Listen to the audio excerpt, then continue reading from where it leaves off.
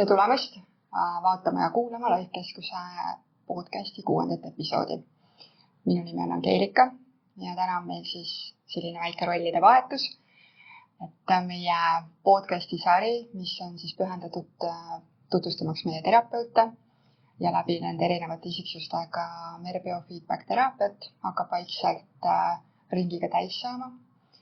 Tänaseks on siis jõudnud kord Kristo kätte, kes varasemalt on meid siin ise küsitlenud. Täna on rollide vahetus. Täna on siis Kristo kord avamaks ise ennast ja oma sisemaailma. Ja Tere! Ja tere, Kristo! Tahtsin täpsustada seda, et need küsimused on taotluslikult meil olnud ühesugused. Et selleks, et just avada nende läbi nende samade küsimuste, mere biofeedback teraapia erisusi läbi erinevate isiksuste. Et kuigi teenus on üks, teraapialiik on üks, siis meie terapeutidel on väga erinevad isiksused ja iga podcastiga tuleb erinevaid nüansse välja, mis siis rikastavad loodetavasti arusaamist sellest teraapialiigist. Aga tõesti, tere Kristo! Tere! Tere Angeelika! Tõesti saab olla teises rollis. Pärast seda ma olen kõik teised üle ära kuulanud. Ja see on ilmselt ka mulle on see väga teistsugune olukord. Aga liigume siis nii-öelda sügavuti. Liigume. Sa oled nüüd viimased 3 aastat olnud Lifekeskusega seotud.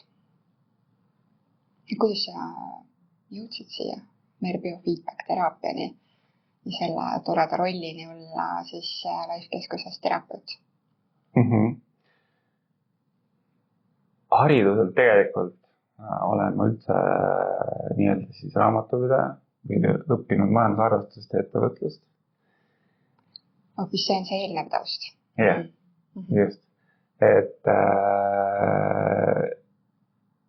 toimetan väga erinevates valdkondades, väga erinevates ettevõtetes. Olen nii-öelda siis alustanud raamatupidamisega, teinud ise oma raamatupidamise ettevõtte.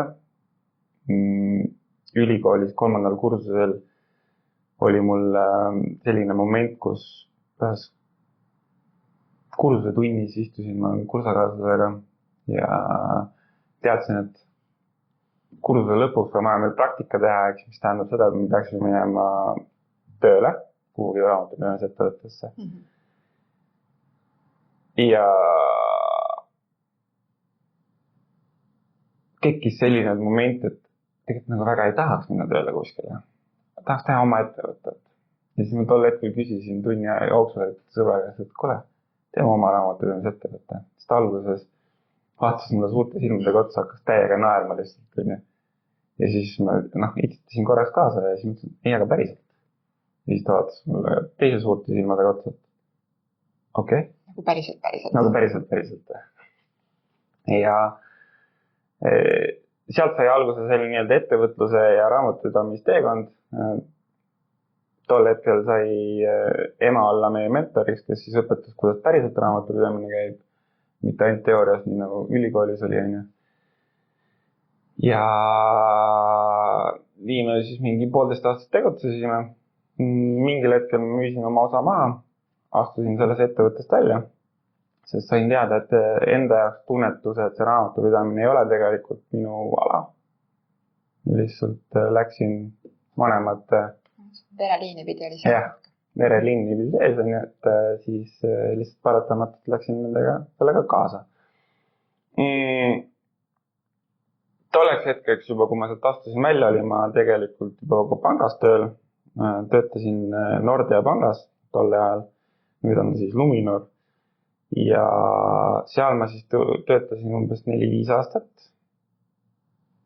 Jõudsin selle etapi jooksul tõusta siis portfelli halduri assistendiks, et näha siis ka privaatpangandus tõusin portfelli halduri assistendiks. Mis tähendab seda, et siis ma tegelesin nii-öelda rikaste inimeste varadega. Nägin ära, kuidas investeeringuid tehakse, haldasin neid portfelle. Ja see maailm oli väga huvitav. Õppisid sealt sama ja natuke kõrvalt? Jah, nägin ära, kuidas inimesed siis raha kasutavad ja kuidas nad investeerivad seda ja kuidas see protsess tegelikult käib. siis mingil hetkel sai see etapp läbi, astusin sealt kõrvale, läksin lapsehoolduspuhkusele, olin selline circa 1,5 aastat üldse tööst eemal, tegin siukseid juhutöid või väikseid apsakaid, olen õppinud ise nii-öelda kodulehte tegema programmeerimist. Mulle meeldib selles mõttes nokitseda erinevaid asju, kogu aeg uusi asju õppida. Ja siis peale seda lapsehoolduspuhkust mul on tegelikult olnud alati ikkagi soov, et ma tahaks mingisuguse ettevõtlusega tegeleda, ehk siis luua mingit ettevõtet. Ja siis tol hetkel üks sõber oli alustamas just startupiga, Ado Vinci, ja siis ta kutsus mind sinna. Tule alguses müügiagendiks, tule vaata, kuidas startupi elu käib, kuidas toimetab. Saad selle kogemuse ja meil tegelikult oli selline mõnes mõttes salamisi kokkulepe, et ilmselt olema mingi aasta siin, et enam midagi sellist, et ma lihtsalt saan aitan neid, ise toimetan, samal ajal näen, kuidas startupi elu käib, kuidas see kõik see nii-öelda kultuur ja kuidas see, et sa pead kogu aeg kiirelt mõtlema, tegutsema ja toimetama, et kuidas see käib, et siis mingil hetkel astun sealt ise siis välja, on ju. Aga tegelikult see idee, see ettevõte ja siis see koostöö, omavaheline koostöö oli nii hea, et tegelikult ma siis tegelesin sellega ka pea 3,5 aastat. See oli omamoodi teekond, väga selline põnev, rikastav, samas ka väga kurnav ja läbipõletav oma jagu. See startupi käivitamine on hoopis mingi teine maailm. Jah. Kui sul varasemad kogemused olid. Jah, et see, et sa nagu nullist tegelikult teed mingit toodet, võtab omajagu aega, pluss see, et sa seda täiesti nagu nii-öelda teise nurga alt lähed inimestele tühja koha pealt lihtsalt tutvustama mingit toodet, mida veel tegelikult nii-öelda Eestis ei olnud tol hetkel. Ja sa pead nendele inimestele siis ära tõestama, miks see toode on hea. Miks me teie probleemi lahendame. Samal ajal sa tegelikult õpid ka seda vastu, et aga mida sa tegelikult turg vajab. Ja siis sa nagu pendeldad nende kahe vahel, et sul on oma juba toode olemas, tutvustad seda, siis tuleb välja, et tegelikult see toode on hea, sellel on potentsiaal olemas, aga hetkel ta ei täida seda potentsiaali, mida tegelikult turg tahab. Ja siis sa lähed selle teadmisega tagasi kontorisse ja siis hakkad looma mingit nii-öelda seda teekonda või viisid, kuidas siis jõuda nüüd selle potentsiaali, et seda klienti kätte saada. Ja kliendi vajadused oleksid täidetud. Jah, ja see oli omajagu siuke nagu pikk teekond ja peale Ado Vincit tegelikult see ettevõte nii-öelda või startup endiselt mingil viisil nagu töötab, aga meil lihtsalt nii nagu teatud startupidel on, mingil hetkel saab raha otsa. Ja meil oli niimoodi, et tegelikult startupi asutajal sai ka jaks otsa, astus välja, 1,5 aastat hiljem, ma alguses mõtlesin, et ma võtan rolli üle ja ma proovin seda rolli täita, et ikkagi mu visioon oli olemas sellel osas.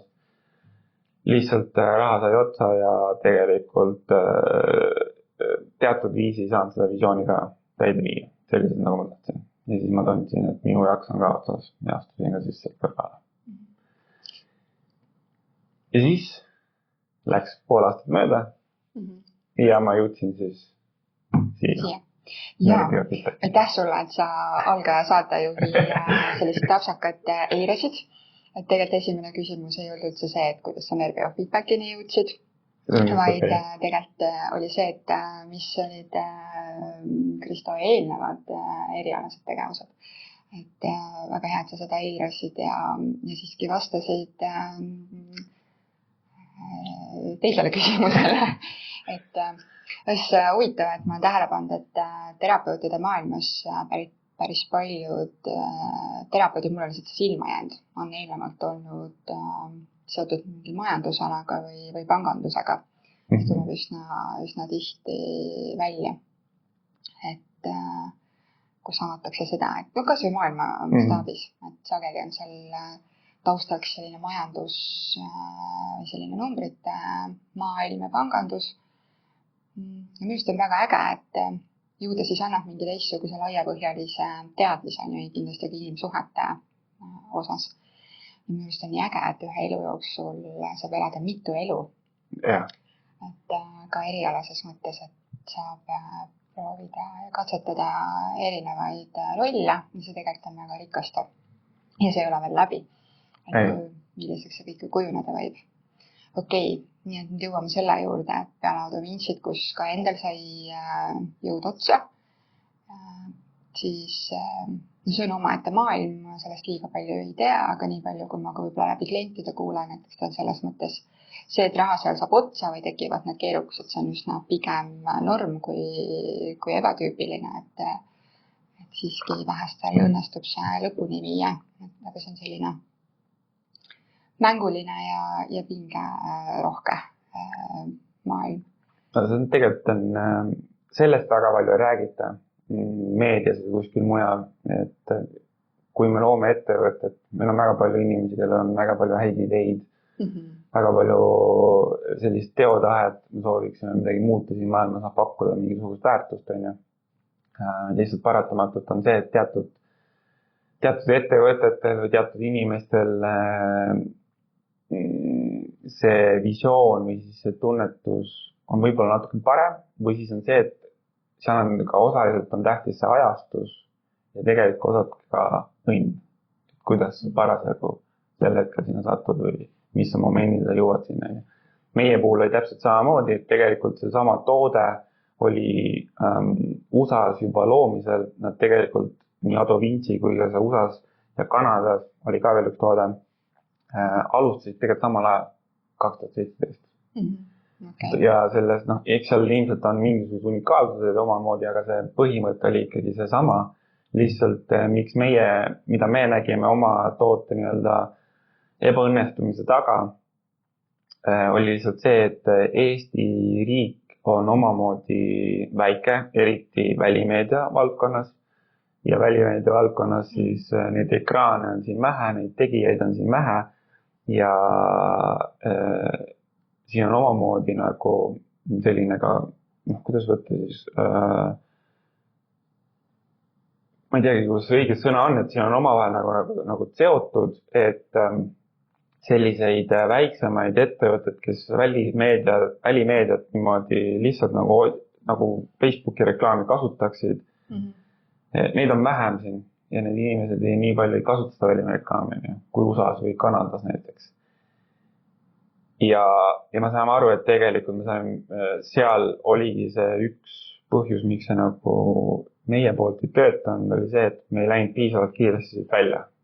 Me jäime liiga palju Eestisse seda toodet täiustama.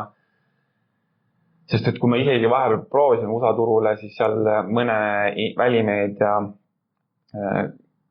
ettevõttega saime räägitud, siis nemad nägid sellest potentsiaali ja nad ütlesid, et see on väga hea toode. Lihtsalt, et meie jäime lihtsalt Eestisse kinni, aga need tooted, kes siis hakkasid USAs või Kanadas tegema, tegelikult need liikusid edasi selle pärast kiiremini, sest et neil see rahad tulid kiiri rohkem tagasi või taha, et siis selle mõtte läks. Ja teine asi, mis meil tegelikult sattus samal ajal, oli COVID. Ehk siis, kui me just olime põhimõtteliselt 1,5 aastat juba saanud sellise tunnetuse kätte, et me teame nüüd, kuidas nagu Eesti maastikul turundus liigub, kus nad planeeritakse, siis ja saime juba sellised müügid ka kätte. Ma isegi sain tol hetkel veel isegi tahan ettevõtte parima müügidiili kätte, sest ma pole kunagi müüki teinud, aga näed, tuli ära.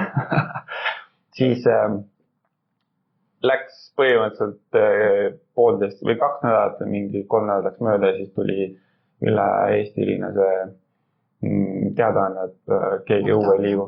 Kõik on lockdownis ja siis oli see, et mida sa teed välimeedia reklaami, kui üht inimest väljas ei käi. Ehk siis tõmmati kõik kohe nulli, päeva pealt meil käive läks täiesti nulli ja see taastus tasapiisi alles mingi 1,5 aastat. et see on nagu see maailm, mida nagu tegelikult, mis mu mõte oli see, et seda nagu väga palju meedias ei räägita, et kui ma seda vaatasin ka selles, olles seal sees, et kui palju tegelikult ettevõtlust, kui palju ettevõtjaid, kui palju erinevaid startup'e tol hetkel nagu nii-öelda loodi, toodi välja, esitleti, on ju. Aga kui palju need tegelikult Äripäevas või Delfis jõutakse niimoodi rääkida, et vaat see on edukas või see on hästi, on ju. Et esimese aasta jooksul tavaliselt 95% ettevõtetes läheb pankrotti või pannakse kinni. Seda on tegelikult ei räägita, on ju. Ja see, et kui sa juba 5 aastani jõuda ettevõttega, see on juba ka omaette saavutus, et see on ka juba 1-2% järel, on ju. Ja siis sealt veel edasi nagu üks harjuks saada, ehk siis see, kes saab 1 miljardi käive peale, no need on siis nagu väga vähesed, on ju. No üks harvikud ongi haruldased. Jah. Taotluslikult siis. Selline nimetus. Teie kindlasti see oli siis on üks äge sõit olnud. Tohutu elukool ilmselt.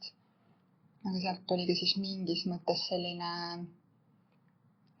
läbipõlemise foon ja eks me kõik võime ette kujutada, et kui midagi justkui ei õnnestu meie jaoks nii, nagu me plaanisime, et mis tundeid see siis üles toob on ja et paratamatult paneb kuidagi emotsionaalselt kuskile teelahkmele, et mis siis nüüd edasi, eks ju, et kui selle osaga enam edasi ei lähe. Ja sealt sa jõudsid siis kuidagi siia. Siia, jah. Selle tegelikult oligi, jah. Mõnes mõttes see sama nagu 2 küsimust läheb omavahel kokku, et tegelikult see sama story, mida ma tegelikult rääkisin selle aja jooksul, tegelikult toonud ka mind siia Lifekeskusesse läbi selle, et sel hetkel, kui ma nii-öelda siis lapsehoolduspuhkusele läksin, saime võtta nii-öelda mõnes mõttes sellise vaba maja või siukse tagasi peegelduse hetke enda jaoks. Ja tol hetkel ma tegelikult esimest korda tajusin, et mul on vist depressioon, kus ma tajusin, et kuidagi mu aja jooksul on mu, lihtsalt oma elus on tajunud seda, et on väga tegelikult emotsionaalne inimene. Mõnes mõttes tajun ja tunnen erinevaid emotsioone väga selgelt ja väga tugevalt. Lihtsalt aja jooksul on need juhtunud niimoodi, et neid on kuidagi kas tühistatud või neid on mitte tähele pandud.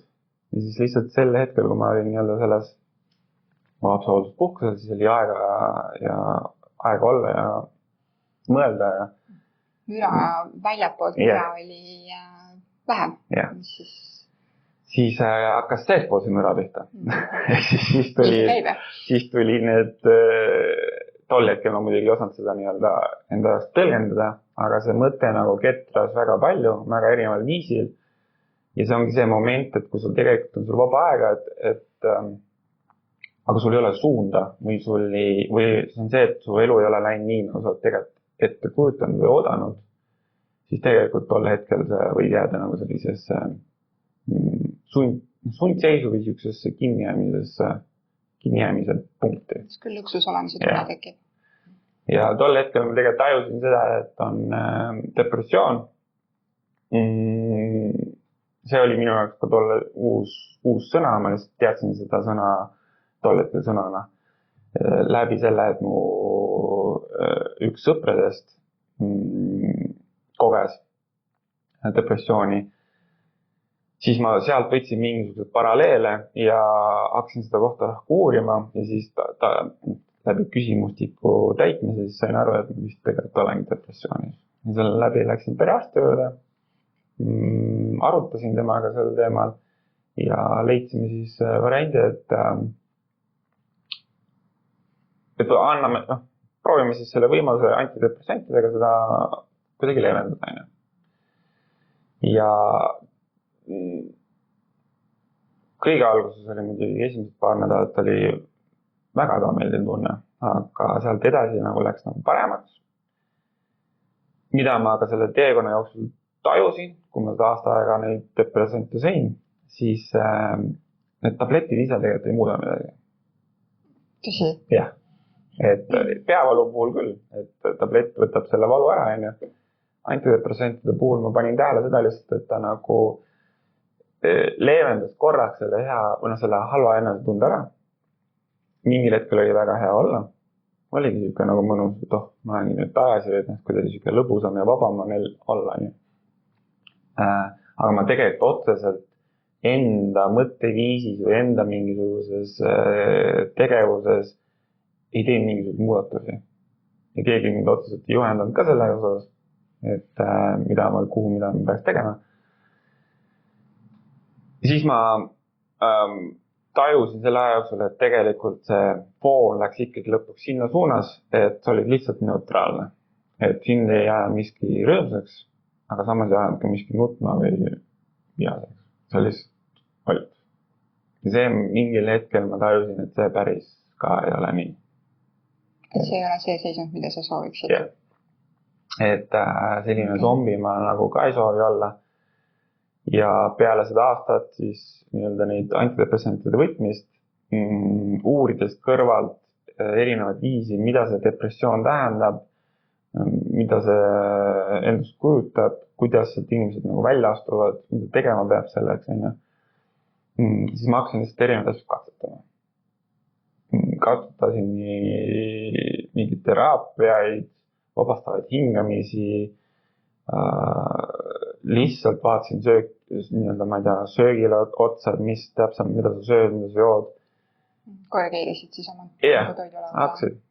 Hakkasin igast asju vaatama, kas sa magad normaalselt, magamisega ma enamasti tegelikult kogu aeg okei, et selles mul mingisugust probleeme pole olnud, aga et kas ikkagi piisavalt saad seda und, on üks asi ja tegelikult on see ka see, et kas sa teed trenni, kas sa liigud, kas sa suhtled inimestega, siuksed väiksed nüansid, taas, et kui sa oled nagu depressioonis või väga raskes seisundis, et siis on väga kerge öelda inimestele, et ei, ma pärast ei viitsi või ma ei soovi välja tulla või rääkida inimestega.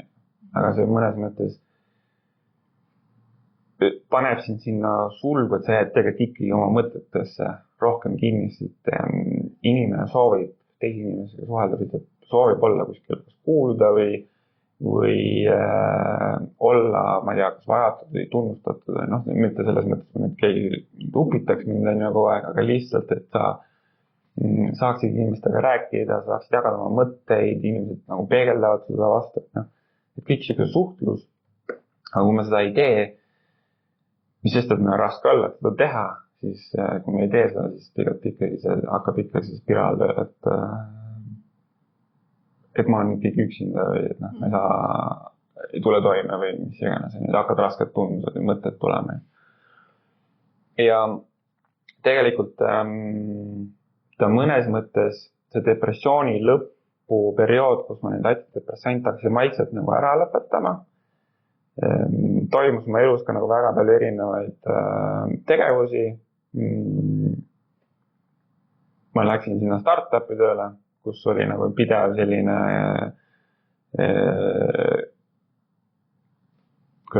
pidev nagu voog või nagu tegutsemine, Samas ma läksin oma siis nii-öelda tolletkest abikaasast lahku, et siis mu pere nii-öelda see süsteem muutus ja ma pidin kolima, et seal oli palju erinevaid sündmusi.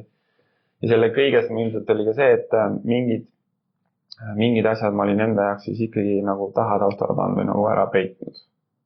Ja samal ajal nagu selle depressioonist ikkagi nagu välja tulla, ma leidsin kogu aeg nagu mingisugused viisid, kuidas ennast siis toetada, kas läbi trenni või jalutamise või mingi hingamismeetodit. Ja tegelikult lihtsalt peale seda startupi ma tajusin, et ma olen ka vist nagu läbi põlenud, et andes väga palju endast selle startupi jaoks, mõeldes iga vabal hetkel viisi, kuidas seda edasi viia, et neid momente, kus hommikul kell 7 lähed tööle ja õhtul kell 11 jõuad voodisse, jõuad paar tundi magada ja lähed edasi, et need olid ka seal vahepeal väga mitmeid hetki. Et see tegelikult aja jooksul ikkagi inimest kurnab ja nüüd, kui ma sellest startupist välja astusin, siis ma tundsin esialgu, et tead, ma tooviks mingi paar kuud puhata lihtsalt. Mitte midagi muud teha, lihtsalt puhata. Nüüd aga selle paari kuu jooksul, mis ma sain nii-öelda puhata, tajusin ma seda, et mul hakkasid mõtted rohkem ketrema ja ma ei suutnud endal tegelikult nii-öelda võtta seda käsile, et leida uut tööd. Siis ma tajusin teha, et tegelikult on mul nüüd tulid 2 asja korraga tagasi. Vana depressioon ja siis see kurnatus, et sa lihtsalt ei jaksa midagi teha. Ja siis see kõik korraga oli nii palju tol momendil, et see nagu venis. Kuni ühel hetkel ma mäletan seda momenti, et ma ei leidnud endast mingisugused viisid, mis mind küll mingil hetkel nagu toetasid või kuidagi rahustasid seda momenti, aga see ei andnud mulle pikaajalist tulemust. Ja siis, kui ma ühel õhtul detsembri, see oli vist novembri lõpus kuskil, olin oma toas. Ma ei mäleta, mis ma tegin, aga ma kuidagi sattusin läbi Facebooki Lifekeskuse reklaami peale. Et seal oli üks väike lüngake, et see blogipostitus Mari sai depressioonist 2 päevaga jagu või mingi selline, et hästi kiiresti sai jagu 2 seansiga vist midagi sellist. Täpselt ei mäleta, aga see ei ole ka oluline. See mõte, see oli selles mõttes minu jaoks intrigeeriv, et vaata, et kuidas on võimalik depressioonist nii kiiresti välja saada, et see mind kõnetas, kui mul mõnes mõttes oli mul skeptilisus, aga kohe mind kõnetas. Vajutasin peale, lugesin seda postitust läbi ja siis tekkis kohe, et oota, mis siin toimub. Siin on mingisugune seade, millega tuvastatakse mingisuguseid pingeid, mõttemustreid ja siis vabastatakse see tunne ja sul on kergem olla. Sest selle blogipostituse nii-öelda kirjeldus või see kogemus, mis inimesel tol hetkel tundis, oli täpselt see, et ta tegelikult oli paar korda siin käinud, ta oli ka tupikseisus olnud. Lihtsalt see paar seanssi oli neid muutnud teda nii kardinaalselt, et ta lihtsalt tundis seda elujõudu ja seda nagu tahet, et uuesti tegutsema hakata. Ja see mind kõnetas. Ja ma mäletan, et kuna mul üks õdedest on siis õppinud psühholoogiks, et siis ma kirjutasin talle, et kuule, kas sa tead sellest Lifekeskuses midagi sellest biotagasisidest, et mis siis endast kujutab, mis siis on. Ja siis tema jagas seda, et tema üks kursakaaslasi, ehk siis Holistic Instituudis üks kursakaaslane töötab siin, ehk siis meie terapeut Veronika Allas. Et tema töötab siin, et mu õde ise isiklikult ei teadnud sellest midagi, aga talle tundus ka huvitav. Ta lihtsalt andis mulle siis kontakti Veronikale ja ma siis kirjutasin Veronika. Kuule, tervistad ma siis täiesti võõras meesterahvas kirjutab teile, et mis see täpsemalt endast kujutab. Ja ma mäletan, et tol hetkel Veronika väga pikalt ja põhjalikult seletas mulle selle laiali, et mida see endast kujutab ja siis see tekitas mulle ikkagi sellist suurt huvi, et teoorias ja seda teksti lugedes tundus kõik väga hästi, lihtsalt, et tüüpiline eestlane ja tüüpiline mees oli see, et ikka mingi teatud skeptilisus on sees, et mis asja on. Aga ma olen alati selles vallas on see, et kui sa enne ise ei ole proovinud, siis sa tegelikult oma nahal ei tea, kas see töötab või töötab. Kogemustele. Jah, kogemustele. Et igaüks kogeb oma mätta otsast. Ja need kogemused on kõik erinevad. Ja siis ma lihtsalt panin aja ja tulin Veronika juurde. See on esimese tunni tehtud. Ja mis mind selle juures nagu panigi imestama oli see, et tegelikult, kui ma alguses rääkisime nagu niisama juttu, siis selle aja jooksul ta tuvastas teatud mingi selliseid pingepunkte, mida mina ise tegelikult endale ei teadvustanud tol hetkel. Oli väga palju erinevaid hirme, oli muidugi sundmõtteid ja oli ka ärevust. Enne seda teraapia vormi minu jaoks või minu nii-öelda sõnastikus siin sees ei olnud niisugust sõna nagu ärevus. Ma ei teadnud, mis see tähendab. Et mida see endast kujutab, mida ma nii-öelda füüsiliselt peaksin seda tundma, kuidas ma ennast tunnen. lihtsalt, et kui sa nüüd ikkagi nagu masinaga nii-öelda biotagasiside seadme läbi saad aru, et sul on teatud hirmud, sundmõtted ja ärevus, siis see pani nagu endale teistmoodi otsa vaatama ja mõistma.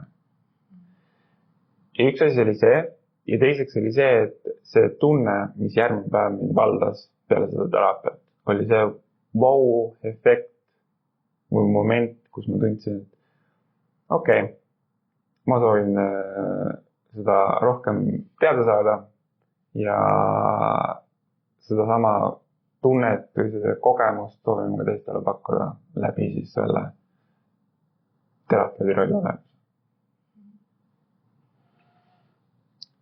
Okei.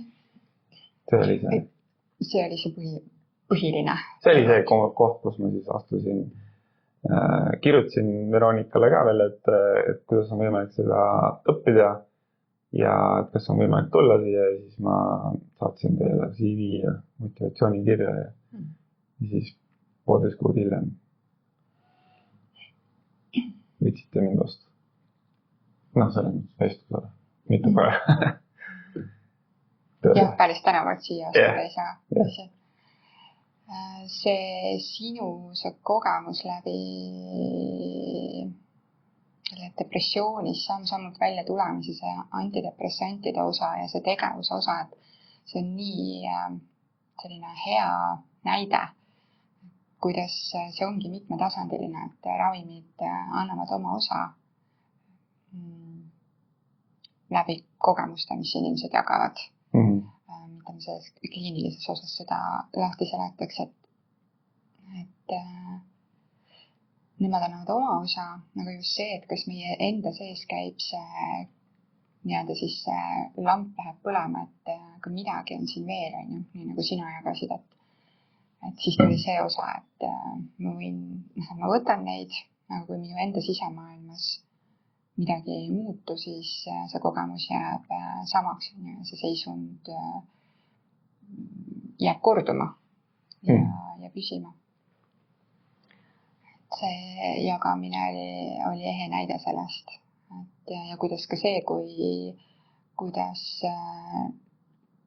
see kõik see alla surutud emotsioonide osa kriisiolukordades meile siis niimoodi siia kõikide pakkidega siia laua peale prantsatab, on ju, et see oli sul siis sarnane nii nagu teistelegi. Jah, selles mõttes, et kõik meie terapeudid on jõudnud siia läbi isikliku kogemuse. Et keegi ei ole kuidagi sellisel kujul, kes nüüd koosseisus praegu on läbi mingi konkurss, et see ei ole selline eriala või roll, eks ju. Et siia eeltingimus selle Life-keskusest nii-öelda terapeudiks olemisel on see, et endal silmad säravad ja selleks on see nüanss nagu ülioluline, et algul käib see ära, et oota, mida? Mis asja, see on nagu, kuidas see võimalik on? Et nii on ka sinu taust siis selline. Et ma mäletan, et sellel perioodil oli väga kriitiline periood ettevõtte seisukohast ja Veronikast täitsa kahjust proovis mul sellest alguses rääkida, aga ma ei olnud väga kontaktne. See mind ei... Las käib kõigepealt, keegi jälle midagi tahab, las käib teraapias ja las tegeleb endaga ja siis kui mul on aega, siis vaatame. Et ma mäletan neid vestlusi, jah, ma proovisin siin telefonitsi ristküsitleda igat pidi ja korduvalt, et aru saada, kas üldse on mõtet kohtuda, raisata üksteise aega. Aga nii, nagu mul ei olnudki nagu midagi öelda, mul ei olnud millestki kinni hakata lõpuks. Siis mõtlesin, hea küll. Et siis järgmine samm on see, et saame kokku. Aga mis ettevõtjana minu see inspiratsioon või see motiiv oli, sellega edasi liikuda, oli see, et ma ikkagi vaatasin seda kliendi vaatenurgast ja ettevõtja vaatenurgast, et mitte ühe võõra meesterahva, eks ju, vaatenurgast. Et mulle tundus, et see on ikkagi suur lisaväärtus, kui on meessoosterapeut ka. Et osade naiste jaoks on, et just see, et klientide seisukohast, et meil oleks nagu see ampluaa oleks jällegi laiem, eks ju, et meil oleks võimalik vastata erinevate klientide vajadustele. Et mõne naisterahva jaoks on väga oluline, et terapeut oleks meessoost. Mina ise vana pedagoogina mõtlesin selle peale, et nii poisslaste kui ka meesterahvaste elus on vahest nii palju neid naisi, kes nende elust kogu aeg midagi arvavad, jah? Nende tegevustest, et kas või laste kontekstis on ju sageli on ema see, kes võtab seda muretsemise poolt või seda üle muretsemist, on ju.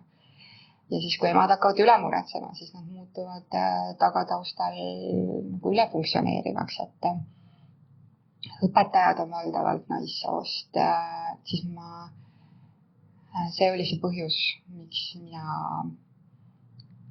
lähtuvalt siis õppides sind isiksusena tundma, et jah, et see võiks teha, et pakkuda klientidele siis seda lisaväärtust. Et meil oleks siin siis meessoosterapeut ka pakkuda, et see võib mõnele isikule palju rohkem sobida. Et oleks varianti. Teine asi muidugi on mul selles mõttes selline egoistlikum, et eluaeg olnud väike kiiks ja mulle eriti ei meeldi naiskollektiivis töötada, et seal tekib mingi vibe. Et mitte, et meil oleks midagi lahti olnud, aga seal on mingi, see, kes teab, see teab. Et kui on ainult naised, et siis see võib olla selline äge naiskond ja see meil ka on. Aga ma arvan, et mu armsad naiskolleegid on väga nõus, et see üks meesterahvas siin meie seas, et see on väga tasakaalustav.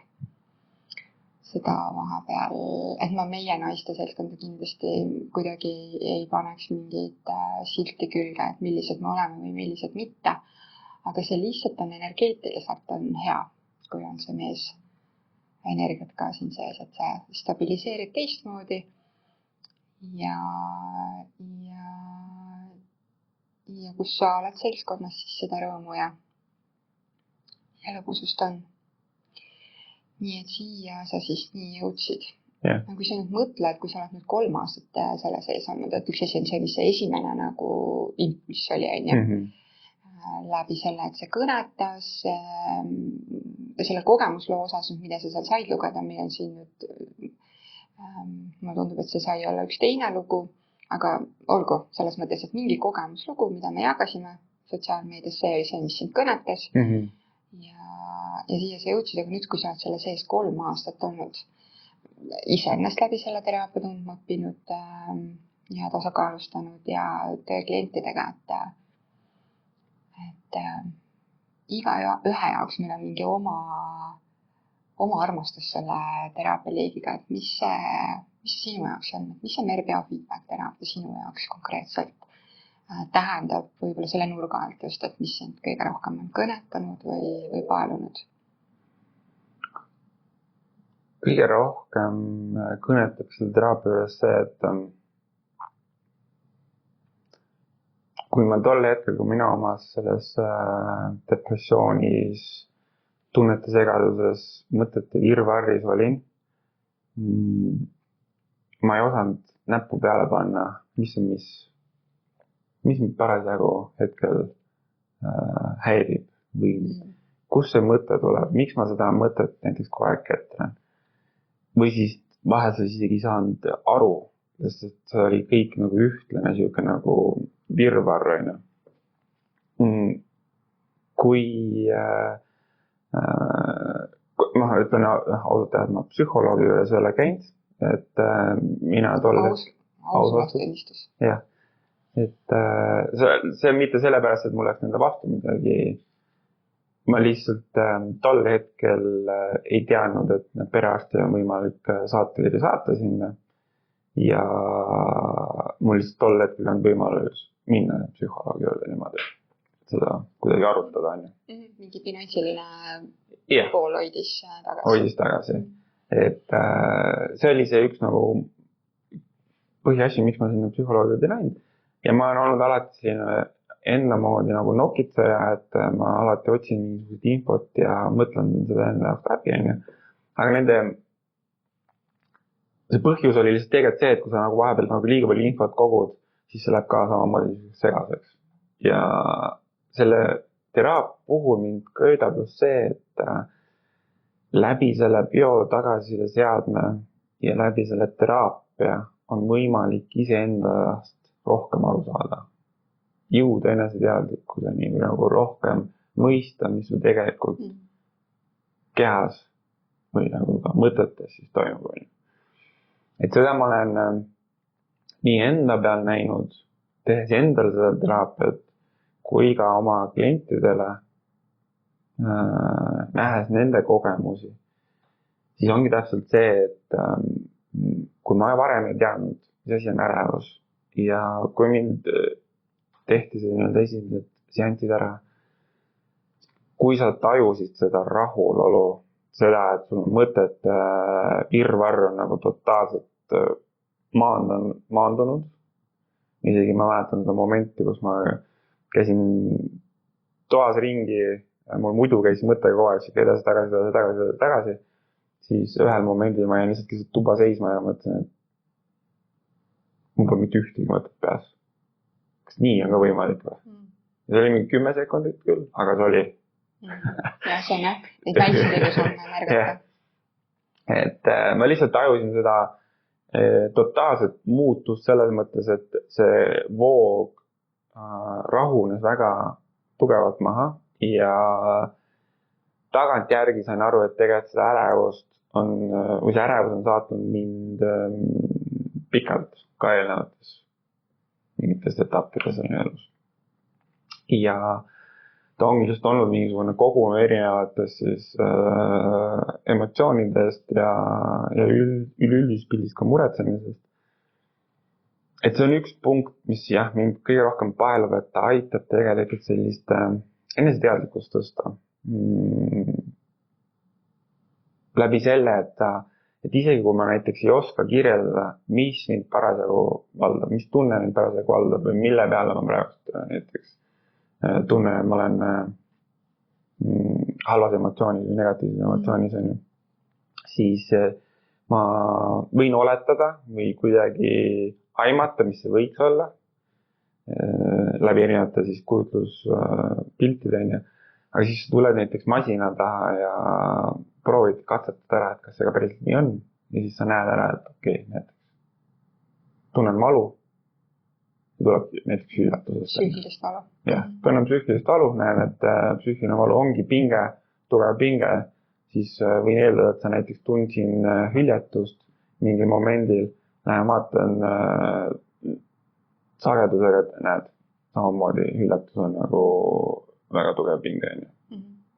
Et see on protsess, et see on nagu üks seanss, et selles mõttes, et nüüd ma selle ühe seansiga õpin ise ennast täielikult tundma, et mingis osas absoluutselt kõik see, mis selle käigus saab läbitud, eks ju. Aga sa kirjeldad nagu selles mõttes sellist protsessi, et kus läbi ise nagu hüpoteesi seadmise, et kui sa varem ei tundnud, ei osanud üldse neid sõnastada. Sa lihtsalt tundsid ennast, siis kas oli hea olla või oli raske olla ja halb olla emotsionaalselt, eks ju. Et siis sul seal avanes maailmapilt, et mis sul seal all on olnud. Ja siis ma saan aru, et sa nagu ise õpingute käigus hakkasid natuke katsetama, et kas on see, mida ma tunnen, ja siis hakkasid neid juurpõhjuseid seal otsima. See tegelikult, jah, minu puhul see on kindlasti hea see, et sa mingi ühe seansiga seda ei saa selgeks, et sa saad selle esimese seansiga nii-öelda oma tunde maha rahustatud või sellise nii-öelda vahu tasakaalustatud on ju. mõningatel juhtudel ei ole ka vahepeal esimest klienti, et see on mõningatel juhtudel ma olen läbi oma klientide näinud ka seda, et tegelikult alles mingi 3. või 4. inimene hakkab tajuma hoopis mingisugust muutust, sest eelnevalt on see vaht või see kaitse on nii tugev ees. Kaitseb oma mugavustsooni, eks ju. Aga mida ma mõtlesingi seda, et tegelikult selle protsessi käigus ma lihtsalt olen iseennast nagu õppinud tundnud väga hästi. Ja klientide puhul ma olen seda samamoodi näinud tegelikult, et mõningatel juhtudel inimene toon lihtsalt samamoodi selle ärevuse näiteks, et kogeb, et mul on nagu tugev ärevus ja ei tule sellega toime, onju. Aga samas, kui me lähme nagu siis proovima tasakaalustada ärevuse punkte, siis neid sagedusi või seda, et näha, et kas see ärevus on pinge, siis tuleb tegelikult välja, et ärevus ei ole pinge. Tegelikult hoopis midagi muud. Tavaliselt on ärritavus on hoopis see, mis on tegelikult tugev pinge. Lihtsalt inimene surub selle ärritavuse alla, ei luba selle siis nagu kas anda märku, et tegelikult miski on väga kurnav või väga häiriv. Ja see ärritavus tegelikult annab mulle märku seda, aga ma näiteks ei julge või ei taheta või siis ei oskagi seda väljendada, ja siis tegelikult ärevus on see, mis lõpuks... See ärritus hakkab vibreerima seal all, ebamugav tunne. Okay. Aga mis sa siis oled teada saanud, millised need enda kohta siis veel, et seda ärevuse osa sa ilusti nagu juba jagasid, et see oli sinu mingi siis episooditi mingi baastundmus, aga see oli lihtsalt sinuks olemine, et sa ei saanud seda nagu sõnastada, et mis see siis täpsemalt on. Kui nüüd veel nende aastate jooksul, mis sa siin uurinud oled ennast selle seadmega, et on veel mingid põnevaid avastusi olnud enda kohta? Ja ei teagi just alustada nendest. Tegelikult on, neid on mitmeid. Üllatusi enda jaoks. Üllatusi momente on, et üks oli, kohe alguses oli see ärevus. Sundmõtted on täpselt samamoodi olnud, et tõmbab selle nagu voo maha. Mida ma veel täheldasin, on tegelikult süütunne ja häbitunne. Et aegade jooksul on olnud see moment, et kus sa teed miskit. Vahet ei ole, mis siis on. Ja on mingil põhjusel, kas on olnud siis mingisugust kriitikat või nagu sellest nagu punkti, kus seda kriitikat peegeldatakse nagu õiglaselt, või siis on see, et tegelikult inimene, kes peegeldab seda kriitikat, ei ole lihtsalt sellest, et ma tahaks sulle midagi halvasti teha, vaid et lihtsalt, et ma tegelikult näen, et siin saaks näiteks midagi paremat teha või paremat moodi teha. Aga aja jooksul oli see, et ma tajusin seda, et see süü või häbi tunne tuli väga tihti ülesse, et mingites momentides, kus sa näiteks ütled või teed midagi, siis sa tunned, kuidas külm higi ja käib üle, mingi jõnks käib sees läbi, käed hakkab higistama, põsed punastama. Et neid momente on tegelikult olnud elus väga palju, aga see on see, et ebameeldiv tunne, ma lükkan selle siia nüüd kuskile taha nurka ja ma ei taha seda tunda. Mida ma tajusin selle õppeprotsessis juba ka suhteliselt alguses, oli see, et kui kiiresti need mõtted loovad neid tundusi. Et ma olin nagu tegin ka sihukest väikest juhutööd, transportisin siis tooteid ühest punktist teise korraks. Ja ma panin tähele seda, et autos olles lihtsalt omas mullis mõtlesin mingeid asju. Ja tajusin korraks seda, et ma mõtlesin mingi tegevuse peale, et kui ma nüüd teeksin selle tegevuse ja mulle peegeldatakse vastu see, et sa oled vale või sa teed valesti. Ja ma juba oma silma või oma kujutlusvõimes panin seda tähele, et seda niimoodi tehakse, kui ilmselt seda ei tehtud, ma istusin autos, kuulasin muusikat, sõitsin autos. Et ma kujutasin seda pilku ette ja ma tajusin, kui sekundiga see käis, nii kui ma seda pilti kujutasin ette, et keegi kritiseerib sind, käis mul nagu tugev jõnks ja ma tundsin, kuidas ma hakkasin higistama. Ja siis ma panin tähele, et kui ma olen autos, ümberringi kedagi ei ole, lihtsalt oma ette sõidan, aga ma lihtsalt oma peas mõtlesin välja mingisugused stsenaariumid, mis viisid mind selleni, et tagantjärgi on mingisugust tundetuid üles. Et see on ka niisugune nagu suur avastus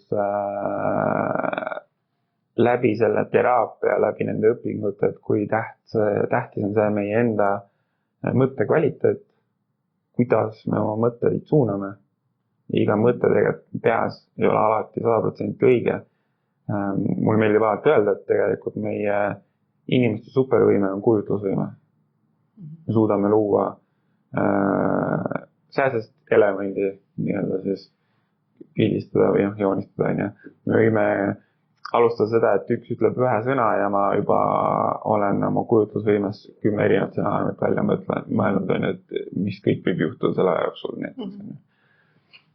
Mis tegelikult näitab seda, et kui ma nagu ei suuda kontrollida või kontrollima mõtteid, siis me võimegi ära kaotada mingisugusesse maailma, kus me loome siis oma nii-öelda pildi. Tänu sellele me kogeme mingisuguseid emotsioone ja läbi selle me näeme siis tegelikult seda reaalsust. Selle emotsiooni pildi. See paneb meid moodi käituma ja siis see loob uuesti emotsioone ja siis me tegelduse ja käib edasi tagasi. Et see on, need on nagu need avastused enda kohta, et varem ma aimasin, või arvasingi, et need tunded käivad kaasas, need mõtted on sellised asjad, mis lihtsalt kogu aeg ketrevad ja neid ei saa nagu välja lülitada, neid ei saa suunata, need ongi nii, sa oledki nii loodud enam ja nii sa lähed. Need on need kogemused, nüüd sa tule lihtsalt toime nendega. Nüüd aastate jooksul ma saan aru tegelikult, et päris nii ei ole. Et need on lihtsalt samamoodi õpitud mustrid, lihtsalt läbi erinevate kogemuste ja kui sa muud moodi kas ei ole ümber õppinud või siis ei ole elus selliseid situatsioone tulnud, mis näitavad sulle teistsugust fakti, siis sa võid jääda sellesse mustrisse seda kordama, sest see on sinu reaalsus, mis on ka okei, vaata. Lihtsalt, et aja jooksul ma tajusin, et tegelikult ma ei soovi pidevalt olla ärevuses, ma ei soovi olla kuskil depressioonis, alla surutuna, ma ei soovi tunda häbi ja süütunnet pidevalt ja muid erinevaid negatiivseid emotsioone. Ma saan seda ise... Et nad oleks kogu aeg üleval. Jah, et nad oleks kogu aeg üleval selles mõttes. Et see on ma arvan, üks suurimaid avastusi. On oma jagu. Jah. Siin on igast asju õpitud selle 3 aasta jooksul. No parem oleks. Jah. Kui sa nüüd enda kogemust jagasid, tegelikult ma mõistan, et seda ongi keeruline panna lühidalt kokku, sellepärast, et see ampluaa on seal väga lai ja need juurpõhjuseid tulevad erinevaid välja. Mul juba siin tekkis seos, et kui sul see süü ja häbitunne seal all on, et ilmselgelt on sul siis ka ebapiisavustunne seal all olnud, et need on suured sõbrad, et ega nad üksi väga ei hängi, et küllap on see ka seal all olnud. See on ebapiisavust on, see on väärtused tunnet on. Et see on jah, niisugune lai maailm ja seal on, kuna neid mõttemustreid, emotsioone ja seisundeid on nii palju selles peotagasiside seadmes, et siis kõike seda kaardistada ka tõesti see, mis su enda jaoks on olnud selline huvitavam avastus. Ja kui nüüd minna nüüd kliendi lugude või kliendi vaate nurka uurida, et mis sa seal märganud oled oma praktika jooksul? Läbi siis nende kogemuste, et teraapiaruumi, vähemalt Life-keskuse teraapiaruumi satub keskmisest teadlikum klient. Julgen teha sellise kokkuvõtte meie klientide pealt, et seda valmisolekut uudistamaks ja tegutsemaks on. Et mis saad sa sealt mingid kokkuvõtted teha, mis sa oled märganud? isegi ka need kliendid, kes tegelikult võib-olla ei ole veel teadlikumad, aga nendel see soov või mingisugune tahe, valmisolek on see, et ma midagi tahan teha juba, et ma saan aru, et kuskil on võimalik midagi muud moodi teha. Ja ma ka võib-olla täpsustan, et see saab määravaks selles mõttes, see enda loos ka jagasid ära, et me võime olla niimoodi ja see ongi okei, et selles mõttes kellegi asi ei ole väljapoolt öelda, et kuidas, et ära kannata või tee midagi, eks ju, et sul käis ka see klõps ära, et kuule, aitab, ma enam ei soovi, on ju. Olen nõus. Klientide osas on väga palju tegelikult erinevaid lugusid näinud, et olen ka aru saanud sellest, et tihtipeale jõuavad kliendid sarnase kogemusega meieni ja milles me saame nagu siis toetada läbi oma kogemuse siis ka nende elusid, on ju. Et kuidas seda nagu, kuidas siis läheneda nendele muredele. Eredamad näiteid võib öelda seda, et näiteks tavaliselt stereotüüpne läheneme meeste puhul, on ju. On ka naisi muidugi, aga lihtsalt, et meeste puhul on seda olnud, et seda ärrituvust on näiteks väga palju, on ju. Et meestel lavas tihtipeale see on hästi palju nagu justkui nagu õlul, peab hästi palju erinevaid asju tegema, kurnatus lõpuks tekib, on ju, mis savas ka see, et ma ei kuidagi ei väljenda seda, on ju, või ei ütle seda. Ja siis tekib ärrituvus. Ja see tihtipeale võib mõjutada nii-öelda suhteid ja sellist kodus olevat pinget või kodus olevat õhkkonda tõstab seda pinge ülesse. Ja üks eredam näide oli see, et üks meesterahvas seda mainis, rääkis, et tal tegelikult ongi see mure, et ta on nagu mõnes mõttes sellised teatud ootused, niisugune nagu perfektsionism, et asjad peaksid kodus olema. Ja et enne seda, kui ta koju tuleb, siis ta juba tegelikult kujutab enda silmis ette, et need samad olukorrad, need situatsioonid, mis seal toas on juba nii mind ees ootamas. Ja see viis selleni, et ta enne, kui ta juba trepikotta astus, ta juba ärrituvuse tase oli juba siin kõrgel. Et selle hetkel, kui ta juba põhimõtteliselt uksest sisse astus, ta nägi neid punkte, mis teda ärritasid ja sel momendil ta plahvatas.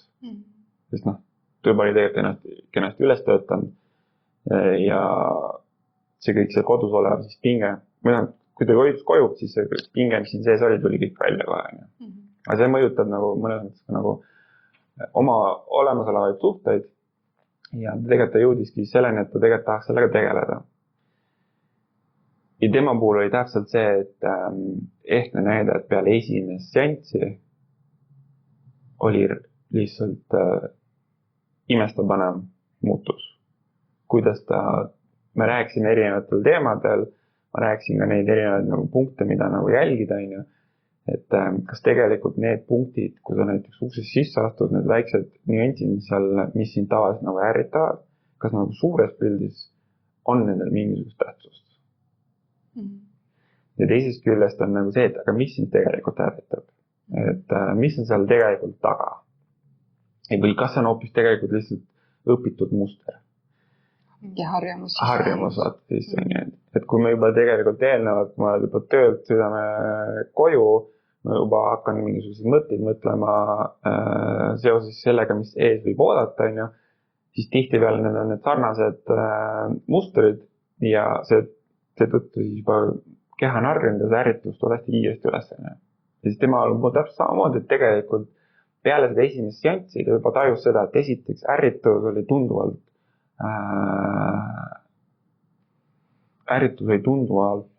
rohkem maandunud. Nagu selles mõttes see ei käivitanud? Jah, see on õige sõna, et ärritus ei käivitunud nii kiiresti. See oli see sõna. Et ärritus ei käivitunud nii kiiresti ja ta pani tegelikult tähele juba sel hetkel ka, et ta oli autos ja ütles, et jah, ma ise hakkasin seda juba ketrama enda peas. Ma juba ise hakkasin enne seda, kui ma trepikotta astusin, hakkasin tegelikult enda peas neid stsenaariumid looma, mis mind juba tegelikult käivitasid ja sel hetkel, kui ma tuppa astusin, ma tegelikult plahvatasin juba. Ja nüüd peale seda seanssi ta ütles, et ta märkas seda hetke ja ta tegelikult ütles endale, et stopp, aitab. Ma ei tee seda, ma lähen lihtsalt rahulikult tuppa, ja jõudis tuppa, isegi kui need samad asjad, mis seal tegelikult olid, mis teda ärritasid, siis olid seal ikkagi olemas, siis ta tegelikult mõtles selle peale, et seal ei olegi tegelikult mingit tähtsust. Mul on tegelikult pere, kes ootab mind, see on minu jaoks rohkem tähtsam kui see, et see asi, mis ma olen öelnud korduvalt, et see peaks olema teises kohas, ta on ikkagi seda samas kohas, siis tegelikult suures pildis ei ole sellel mingit tähtsust. Kontrollküsimused on väga head, et selles mõttes just seesama, et panna need väärtushinnangud enda jaoks paika, eks ju. Et mis on oluline, mis mitte. Ja see teine kontrollküsimus, et aga mis sul tegelikult seal taga on? Seal taga on sageli mingid muud enda vajadused, mis on ju katmata jäänud või läbi kommunikeerimata lähedastega. Ja siis ta ongi selles mõttes selline sulatud ring tekib, et see aurukatel hakkab seal keema. See on väga hea näide, et kui see aur sealt nagu maha saab, et siis emotsioone ikka inimene jääb tundma ja selles mõttes ka see meesterahvas kindlasti ärritavustunnet, ma loodan. Selles mõttes, et ju mingitel hetkedel, kus on vaja oma piire seada, saab selle tunde kätte ja ütleb, et nüüd siit läheb mu piir, et kõik paned ära selle asja, ja see on okei. Aga just see läbi selle, et saab ärritavust ja viha ja sellist täkkviha leevendada, saab ka tegelikult hakata läbi selle protsessi terapeudi toel nagu nägema sinna oma sisemaailma sinna sügavamale, et mis seal taga tegelikult on ja millised mu vajadused katmata on. Tooks ühe näite selle juurde, mis sa rääkisid, et oma ühe kliendi siis sellest kogemusest, et kuidas see jääb harjumuspäraseks. Et inimene on harjunud näiteks, et juba mingi teatud tundega koju sisenema. Näiteks ärritavusega või mingi pettumusega või mis iganes tundega. Et ma mäletan seda, et kui mul oli see läbipõlemise episood, siis ma läksin sealt koju, nüüd tagantjärgi, aga ma tol hetkel ju ei näinud seda. Tagantjärgi mu keha, nagu kui see tööpäev läbi sai ja ma istusin autosse, siis see keha vajus nagu niimoodi, et nagu siuke nagu reaalselt võtad selle kurvakuju, ma täitsa tunnistan, ma võtsin selle kurvakuju rüütli ja siis ma olin nii tohutult õnnetu ja kurb. Ja siis mul oli see pausikoht, kus ma olin tegelikult kodus pikalt. Ja siis ma läksin just teise töökohta, mis mul oli see pausikoht, kus ma soovisin teha mõttetut tööd, kus ma ei pea kirjutama kohtule seisukohtasid ja kedagi kohtus esindama. Ma tahtsin lihtsalt siukest kergemat tööd. Ja üks administratiivtööst võimaldas, aga teed, mida ma tähele panin. Ma läksin, istusin autosse ja mis keha tegi. Ja siis mõtlesin, et mida sa teed? Et siis ma, nagu selles mõttes oli minu jaoks siis see aha-efekt, kus ma sain aru, et ja nii ongi. Et keha on ära õppinud selle, et nüüd on õhtu, tööpäev on läbi vaesekene. Nüüd on nagu, siis ma lükkasin ennast teadlikult sirgeks, et ei. Et sul ei ole selle seisundiga praegu üldse mingit nagu seost. See ei ole nagu kooskõlas su reaalse eluga, mis su keha on ära õppinud. Et need on need ägedad märkamised, millest saab siis hakata muutust looma, et see tsükkel ära lõpetada. Veel klientidest, et kui sa rääksid iseenda jaoks sellest kõige kõnetavast punktist, et see eneseteadlikkuse suurendamine, näha neid erinevaid alateadlikke mõttemusteid ja uskumusi iseendast ja teistest inimestest ka, eks ju. Nii me näeme siis maailma, et ega sa ei näe ju teisi inimesi sellist, nagu nad päriselt on, eks ju. Et seda eneseteadlikkuse poolt, et kuidas sa seda klientidele kirjeldaksid, kes ei ole siis kordagi käinud selles teraapias, kogemus puudub, et mida see siis nagu protsessiliselt tähendab või kaua see aega võtab või kuidas sellega on?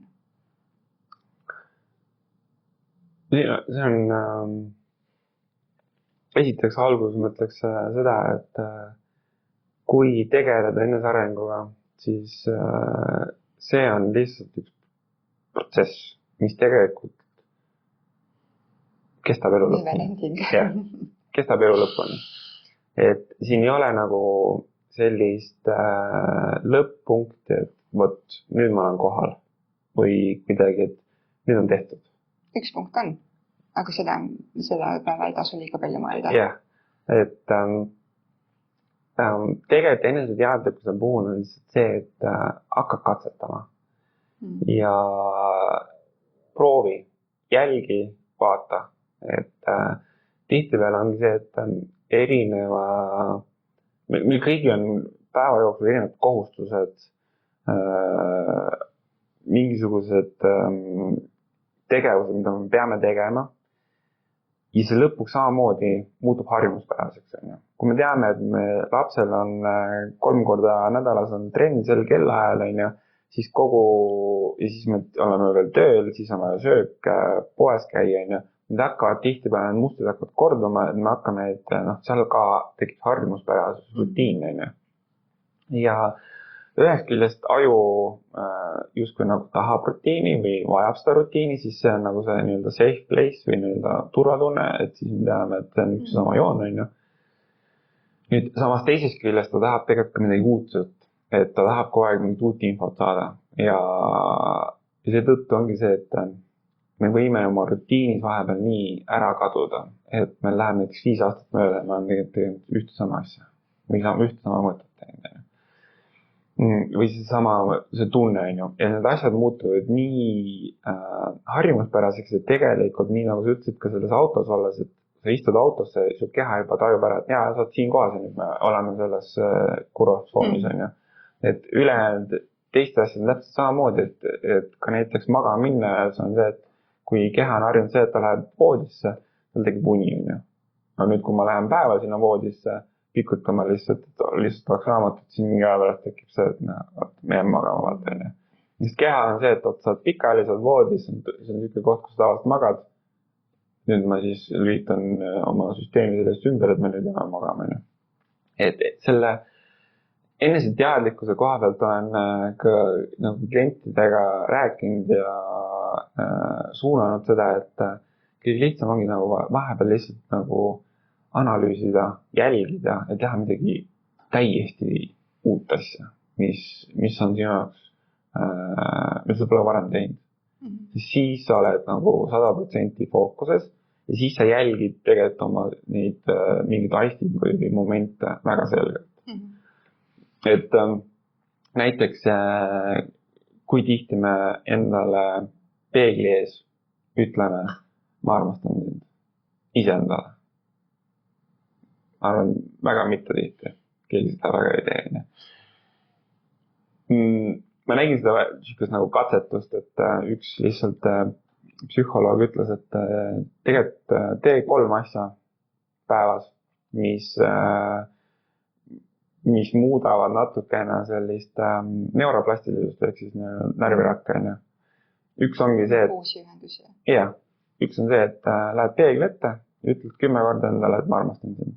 Vaatad endale siiralt otsa ja ütled 10 korda, ma armastan sind. Ma tegin seda 6 aega, kõik 3 etappe. Ja selle esimese puhul oli see, et esimesed 3-4 päeva oli hästi ebameeldiv, mitte hästi ebameeldiv, aga lihtsalt ebameeldiv, ebamugav. Võõras tunne, miks ma peeglis iseendaga räägin, et see, ja kuidagi oli see, et silmside ei tahtnud ka olla. Aga mida aega edasi, seda lõpusamaks asi muutus, sest lõpus hakkasid seal juba niimoodi, et tere, tegid mingit nalja ja tegid mingit sükest asja, et see, kui kiiresti tegelikult selle ebamugavuse keerasime ümber teistsuseks. Ja sa tegelikult hakkasid iseendale rohkem tähelepanu pöörama ja siis see fookus tuli ka rohkem iseendale, et see ei olnud see, et ma nüüd mõtlen kogu aeg juba 100 asja ära, mida ma päevas pean tegema, vaid et sa siis võtad teadlikult selle fookuse, et ma nüüd istun 10 sekundit selle peegli ees. See ei võta palju tegelikult aega. Teine asi, mis oli väga selge nii-öelda muutuse moment oli see, et kui meil on, me tahaks pesema hambaid domineeriva käega. Mul on domineeriva käsi parem, võtame hambaharja, hambapasta ja hakkame hambad pesema. Sel hetkel, kui me seda tavaliselt teeme, mida me teeme? Jälle, hommikul me peseme, me mõtleme juba 10 asja ette, mida ma pean kõike tegema päeva jooksul ära. Õhtul veel mingi asjad peas, mis käivad, mida me oleme teinud, on ju. Ja see käib kõik nii automaatselt, ma pesen hambaid väga kiirelt ja automaatselt, on ju. Nüüd aga teeme switchi, pane see hambahari teise kätte ja pese teise käega. See mitte domineeriva käega hambaid. Ja kui kiiresti sa tulid fookusesse, sest et see on nii harjumatu, et sa pead hakkama seda liigutust tegema niimoodi, et oota, mismoodi ma seda nüüd teen, on ju. Et mismoodi ma seda nüüd siin pesen hambaid ja see tegelikult tähendab seda, et see on täiesti uus asi su jaoks, sa tuled 100% kohale seda fookusseerida, et seda teha siin. Sest see on midagi uut, on ju. Ja siis ma panin tähele selle jooksul, et jälle 7 päeva oli hästi ebamugav. Ja keha oli harjumus see, et ma hakkan kohe võtma parema käega ja hakkan kohe pesema, siis mul viimasel hetkel oli hakkasid teistpidi tegema, on ju. Teisel nädalal oli juba lihtsam ja 3. nädalal oli täpselt see, et nagu öeldakse, 21 päeva läheb aega, et su harjumus muutuks. 21. päeval või 22. päeval oli see, et ma võtsin selle hambaharja vasaku käega, panin peale ja ma juba mõtlesin oma mõtteid. Siis oli uus automatism, on ju. Ja siis sa jälle juba hakkasid minema, et kui kiiresti tegelikult see keha nagu ümber mängib ennast.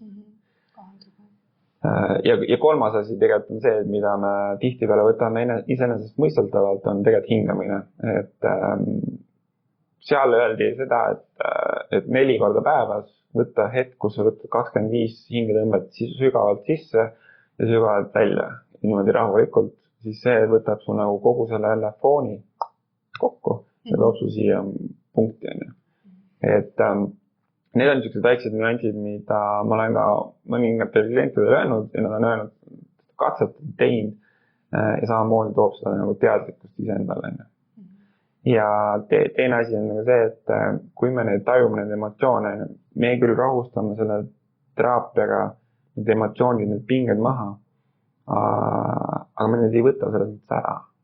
Lihtsalt küsimus selles, et kui sa nagu aja jooksul lähed ellu oma igapäevaelus ja sündmusesse, ja sa paned tähele seda, et see moment ärritab mind, siis mitte, et me nüüd kohe peaksime reageerima sellele, et nüüd ma lähen ärritun ja hakkan kellegi halvasti ütlema või kuidagi seda välja purskama, vaid ma tegelikult tekiks see moment, et ma võtaks selle hetke, et aga miks ma ärritusin pärast? Mis asi see tegelikult ärritas mind? Kas see, et keegi ütles seda mingit sõna või kas keegi näiteks nokib mind tükk aega või et see, et ma tegelikult hoopis on kurnatud, magamata, väsinud, seda kõike on nii palju, on ju. Ja siis ma tegelikult ärritun lihtsalt sellepärast, et ma tunnen, et nagu kõik on nii palju, on ju. Et tegelikult need emotsioonid samamoodi annavad meil märku nendel momentidel, mis meid parasjagu nagu kas kõnetavad või mõjutavad ja siis see tegelikult peegeldab meil vastu. Ja see on see moment, mida peaksin iseendale ka peegeldama või võtma seda hetke. Et niimoodi kasvab ka teadlikkus aja jooksul. Et see juhtu üleöö, see ei juhtu ka niimoodi, et ma nüüd käin 1 korra seansile ära ja ma olen pärast seda väga eneseteadlik ja liigun edasi. Et tegelikult see võtabki nagu see üks protsess, et mõningatel juhtudel võib võtta mitu kuud, mõnikord võib võtta aasta, rohkem, kuidas kellelgi on. No igal juhul, et sa avasid seda osa, et see on protsess, lihtsalt ilmselt ongi see on selline võib-olla mingi kujundit luua sellega, et esialgu saab mingi suurema pinge ära koristatud, on ju, ja siis pärast on mingid üksikud detailid, on ju, lihtsalt uut infot saades, me ise ju muutume, teistmoodi käitudes, teisi valikuid tehes me muutume, et siis omad nüansid jäävad sinna protsessi kuni elu lõpuni, aga ta ei ole nagu need amplituudid ei ole nii sügavad enam, et on hoopis teine pool.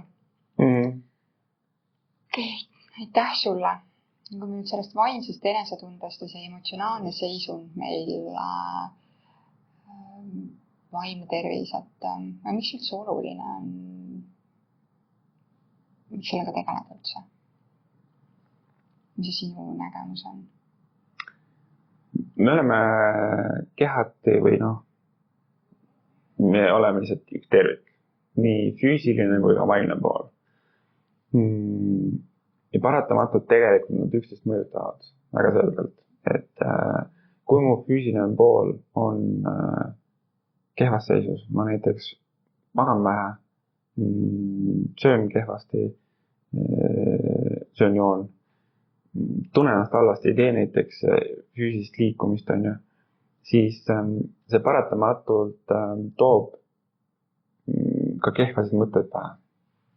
Ja me hakkame liiga palju mõtlema mingisuguseid erinevaid selliseid, jälle kujutleme ette erinevaid negatiivseid stsenaariumeid, võib tuua ka seda, et umbes, et võrdlusmomenti, et kui ma näiteks ei liiguta või söön halvasti, aga ma näen Hollywoodi filmis, et üks meesterahvas on hullud musklis, ma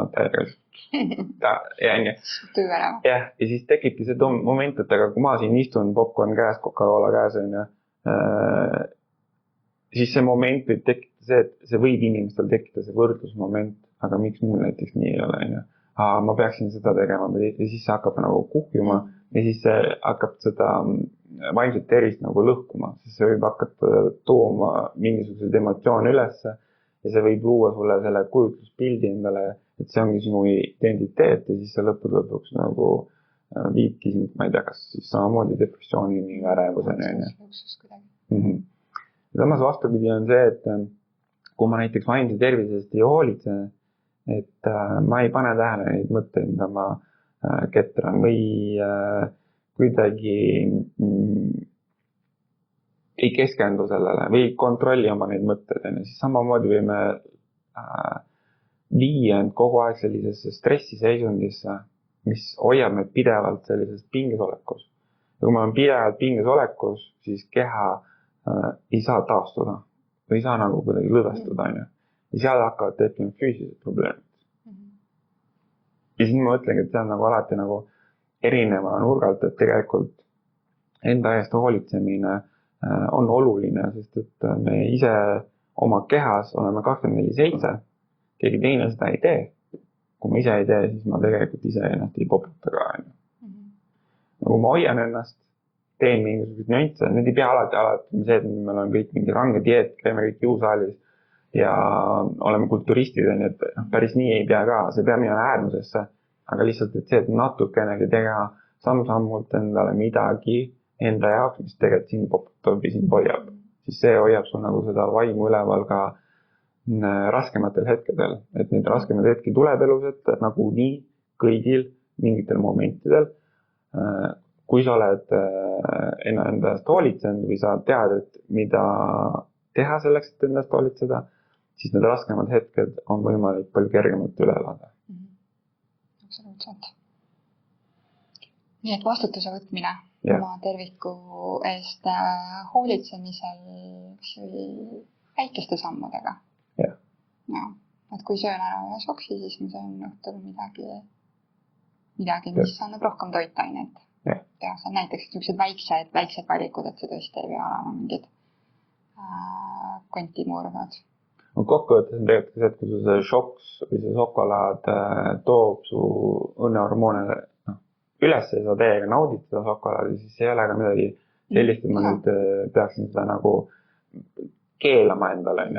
Et see ei ole päris see, et lihtsalt, et ongi, et tasakaalustatud toitumine, aga samas on see, et meil on vaja ka lõbusust ja fun'i ja et teha midagi, samas ka liikumist. Keha tegelikult on mõeldud liikuma, seega on palju erinevaid tegelikult tegevusi, mis aitavad meil öelda liikumises. See ei tähenda alati, et me peame nüüd hullud tippsportlaseks hakkama või hullud jooksma või mängima, et see ei ole see moment, et tegelikult me vist jalutama ja vaadata loodust või fotograafe, teha pilte, aga saad sellega liikumises ja toimetada värskes õhus. Aitäh sulle selle vaate eest. Kui nüüd selle emotsionaalse seisundi peale mõelda, et siis mis sa lühidalt ütleksid inimesele, kes kannatab emotsionaalse sellise pinge või valu käes? ebamugavustunde käes. Aga ta veel ei oska või ei julge kuhugi pöörduda või midagi enda jaoks ette võtta. Ma julgustan proovima. Lihtsalt katsetama kasvu mingi väike samm. Teha väike samm iseenda jaoks. Katsetame erinevaid tegevusi. Et iga asi alati ei tähenda mingisugust tulemust. Midagi sellist, mida sa justkui nagu peaksid ootama. Aga iga samm viib lähemale sellele tulemusele, mida sa tegelikult üldises pildis lõpuks soovid. See on lihtsalt step by step. Ja seal ka mitte nii range olema iseenda peale, et kui ei õnnestu või kui ei lähe nii nagu tahad. Et see hea tahtlikkus. Jah. Ja teiseks selles on see ka tegelikult, et me oleme küll unikaalsed igaüks inimestena. Siin 8 miljardit inimest maakera peal. Olen suht kindel, et tegelikult neid samu muresid on veel nii paljudel inimestel. Seda on seda, et tegelikult me ei ole keegi üksinda. Küsimus on pigem selles, et kas ma soovin küsida seda abi. Või kas ma julgen seda küsida. Et kui me tegelikult inimestega suhtleme, siis me päris tihti tajume seda, et või näeme, kui me sügavamal tasandil suhtleme inimestega, et kõigil on omad mured. Kõigil on omad luukerad, nii-öelda luukerad kapis, millega nad siis kas omamoodi võitlevad või omamoodi nii-öelda üritavad toime tulla. Et alati on olnud kellelgi mingisugune lahendus. Suhtla inimestega.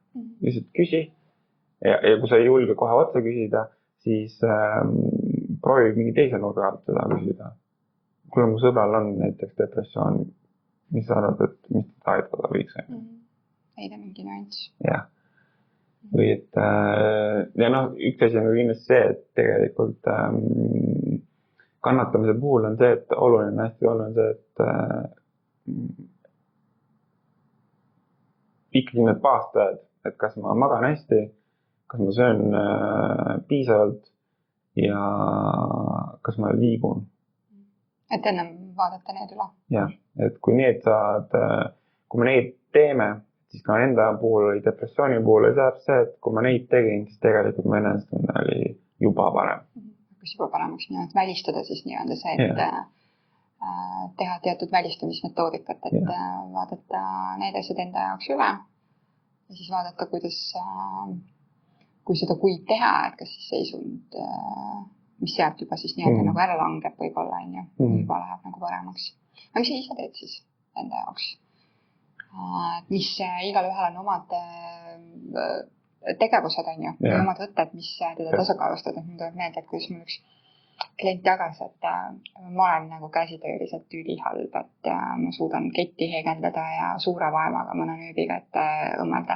Ja mu klient rääkis, kuidas ta tikkimine teda rahustas. Ma mõtlesin, et ma oleks nii närvis kogu aeg. Et see on ka nagu omamoodi ja mul on tema üle väga hea meel. Aga see ei ole midagi sellist, mida mina nagu peaks võtma üle, et see on juba rahustav tegevus, et see on ka omamoodi oskus ja pühendumus, et üles leida need ennast tasakaalustavad tegevused või situatsioonid või kohad või inimesed inimestega koos olemine. Mis need sinu jaoks on?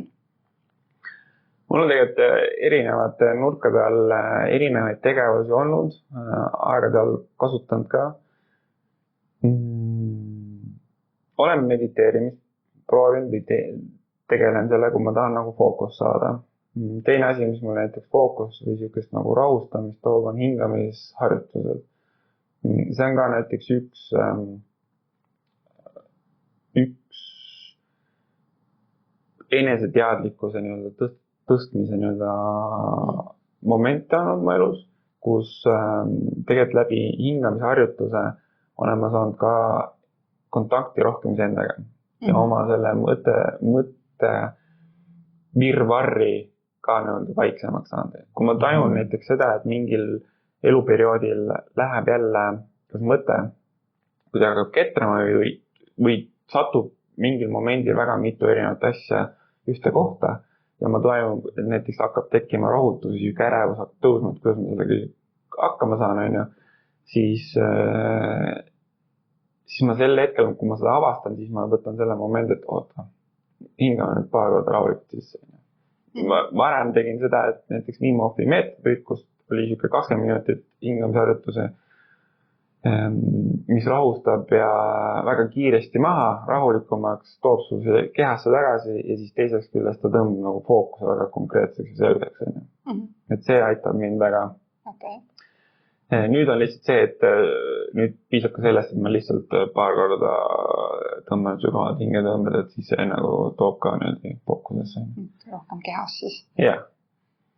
Okay. Ja siis on liikumine, sport, väljas käimine, selles mõttes teen erinevaid spordialasid, et saaks liikumist, olles ka värske õhus, see aitab rahustada. Ja muidugi see biofeedback teraapia, et see ma ikka aeg-ajalt kord kuus proovin endast jälle midagi sealt nokitseda või uut leida või rahustada. Mõnikord on tegelikult, mitte alati ei ole ka see, et kohe peaks olema miski uus ja edasi leida, et mõnikord lihtsalt ongi see, et tajud, et okei, nüüd on taas näiteks ärevus üles tulnud ja lähen siis võtan selle hetke, kus ma siis teen teraapiat endale, see rahustab mind samamoodi. See on selles mõttes üks oluline nüanss, et mitte ongi see, et sul ärevus tõuseb üles, et võib-olla ma siin selgitan see siis nüüd terapeudina, et see, et sa oleks kohutavalt ärev, eks ju. Et üks asi, mis ma olen, episoodiline ärevus on kõigi jaoks, kõigi närvisüsteemi jaoks normaalne nähtus. Mida ma olen märganud on see, et kui ise ka selle keskel olles siin ja ka klientide puhul, et mida parem see foon on, see üldine foon, siis need mingid kõikumised läbi mingite elusündmuste või mingite nagu selliste pingelisemate perioodide, et siis sa nagu tunned selle läbi ja kui sa tunned, et see nivoo jääb püsima, et siis tekib see tunne, kus tahaks, et ma ei lase sellel, ühesõnaga ta tuleb nagu teravamalt. Et kui ennem varasemalt oma elus olid harjunud, et oli seda raskemat enesetunnet võib-olla nagu vaimses mõttes rohkem, sa olid nagu sellega kohanenud, sa navigeerisid selle ka kuidagi ära oma elu. Aga nüüd, kui see üldine foon on selline pehmem ja rahulikum, et siis mul tuli see alguses üllatusena, et siis need tugevamad emotsioonid tulid veel teravamalt, tajusid neid. Et siis on jah tõesti see, et meil nagu see, et enam ei soovi, et siis on võimalus need nukid nii-öelda siis kiiresti leevendada. No. Vahest käivad elus meil nagu selle enesearengu seisukohast või sellised nagu shiftid või mul endal see kujund, et nagu mingi pirn läheb siin pea kohal põlema, et kus sul need võib-olla nagu alguse said, et sa rääkisid ka sellest depressioonikogemusest ja läbipõlemisest ja eks need sellised kriisikohad on ju, aga võib-olla mõni koolitus, mõni eestkõneleja, mõni mentor, raamat, situatsioon, mis sinu jaoks siis nagu kuidagi hakkas seda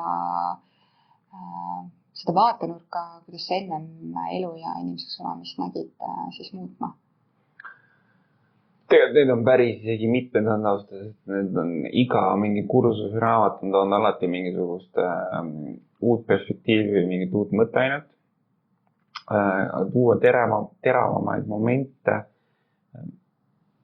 Väga selgelt mäletan seda, et kui ma suht esimest korda teraapiasse läksin, ma läksin holistilisse nelikusse, kus esimeses teraapias või teraapiaseansil me arutasime erinevatel teemadel ja siis ta palus mul lamada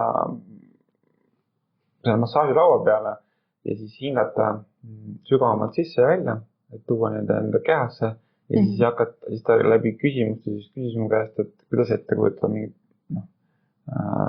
mingisuguseid asju. Ja siis üks küsimus oli näiteks see, et kujuta endale ette, kuidas sul jalge alla juured kasvavad, et tunned neid jalgu. Tol hetkel ma olin totaalselt, see oli moment, kus ma tajusin, ma olen totaalselt enda kehast eemal.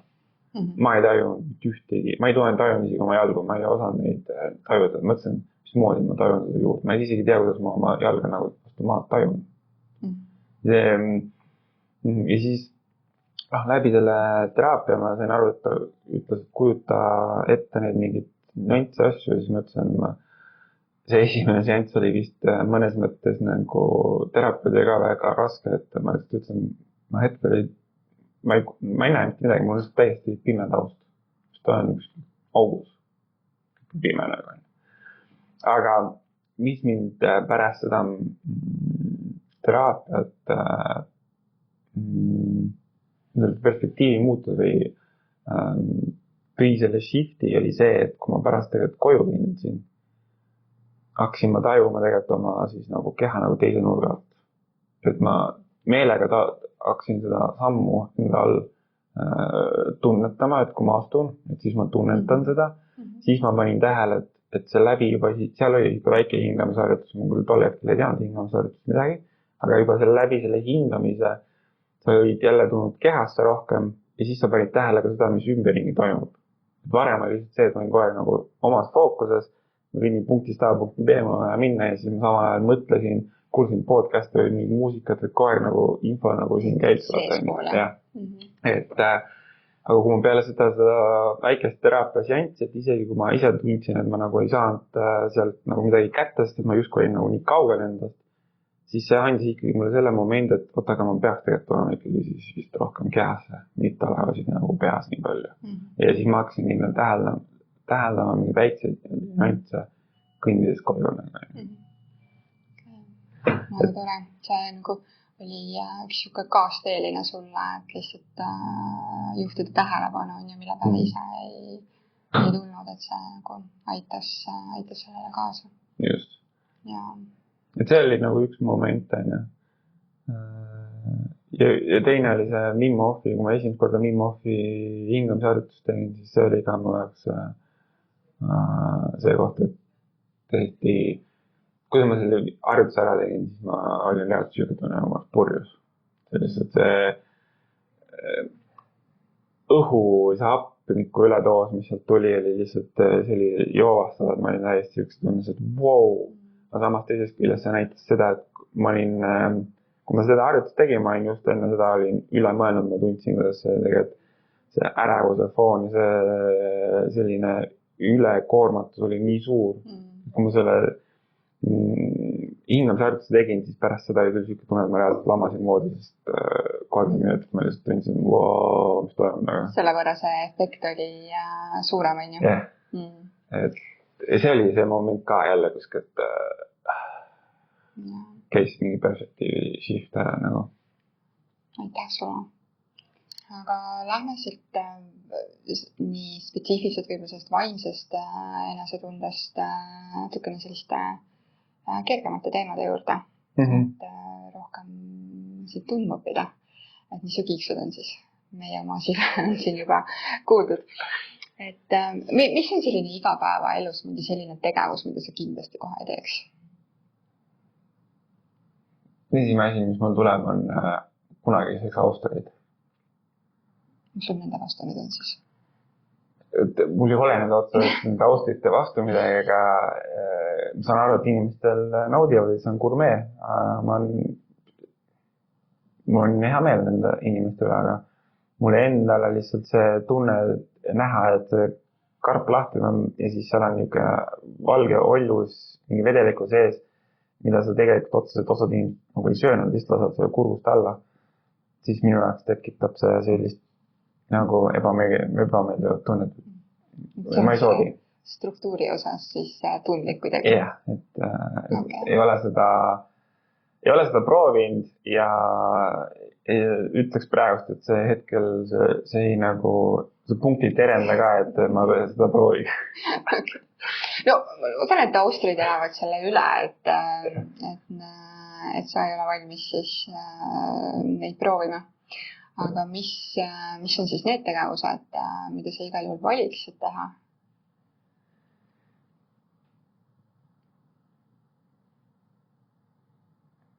Ma tegelikult, see on mul juba et tegevused on palju, aga mind kõnetab tugevalt reisimine, et avastada uusi kohti, kultuure, selles mõttes, et ka niisugused saladusi, mingid, kunagi tahaks püramiidide sees käia või mis huvitavates kohtades avastada. Avastamine mulle meeldib. Teisest küljest ka sport. Et ideaalis ma olen alati mõelnud, et siuke oleks päris mingisugune teatud perioodis eluviis, et käid golfi mängimas erinevates riikides. Ja siis mängid seda golfi. Naudid erinevaid väljakuid. Jah. Okei. Nüüd kogu see elatud elu, mis on olnud siin siis.